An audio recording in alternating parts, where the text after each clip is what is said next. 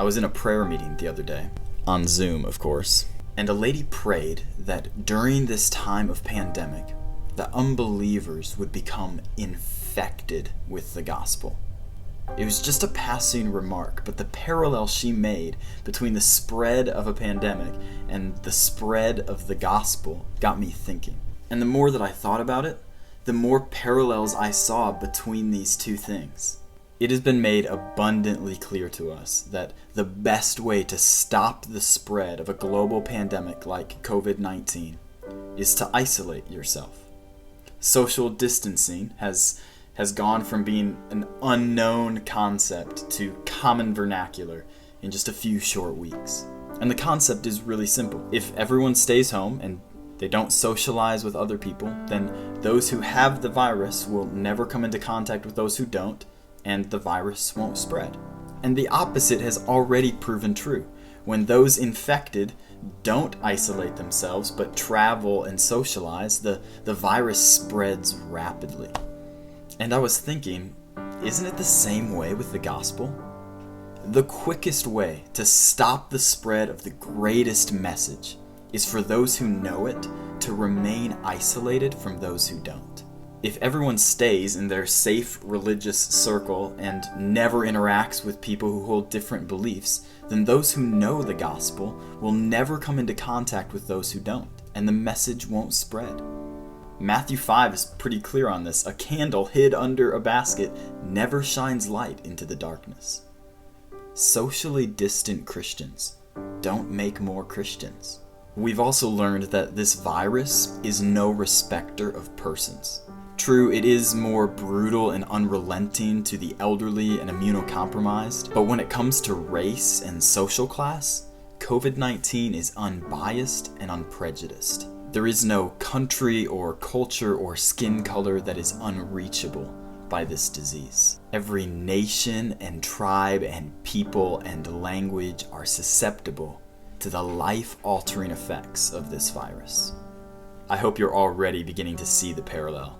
The gospel of Jesus is no respecter of persons. There is no country or culture or skin color that is unreachable with its message. And the Lord has already promised in the book of Revelation that heaven will be filled with people from every nation and tribe and people and language who have experienced the life-altering effects of being united to Christ.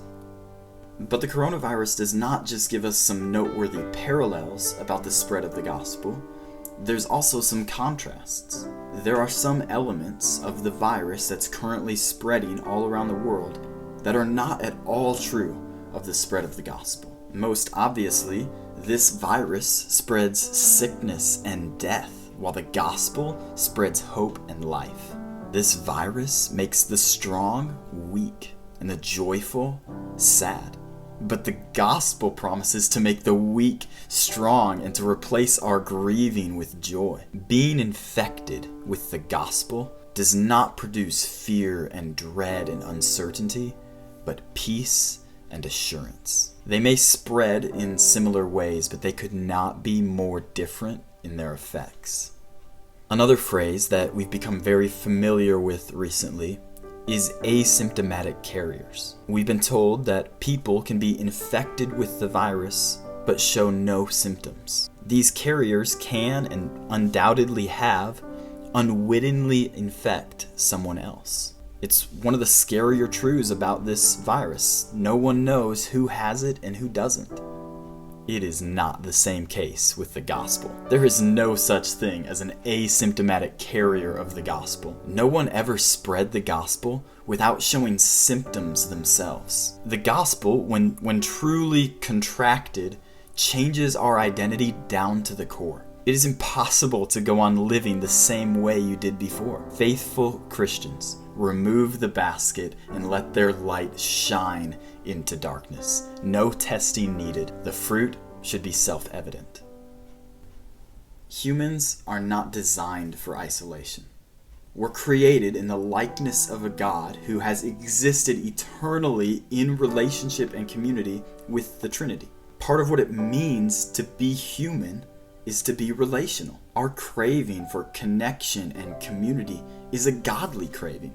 And so it makes sense on a theological level why social distancing and quarantine are so difficult. It's not just a disruption to our routines and habits, it directly combats what we were designed for. And we feel that tension. Even introverts are beginning to crave social interaction. But friends, we're not designed for spiritual or religious isolation either. Part of the DNA of what it means to be a Christian, part of what we were designed for, is to go and make disciples of all nations, baptizing them in the name of the Father and the Son and the Holy Spirit, and teaching them to observe all that God has commanded us. If anything, including our own fear and inactivity, is prohibiting us from this outward-facing movement towards unbelievers, then we should feel a tension. Even introverted Christians should begin to feel uncomfortable if they don't have any interactions with non-Christians. We've learned a lot of things since this pandemic has begun, and we'll probably learn a lot more before it's over. But my hope is that when this is all over, our gospel witness will be more intentional, more engaged, and that life-altering message of hope and life will spread like a virus throughout all the world. Hey, I'm editing the video. It's almost done. I just wanted to share one more thing.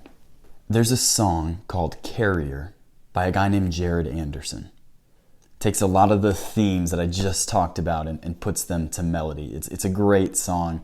I wanted to try and include it in this video somehow, but really I think what would be best is if you just went and listened to it.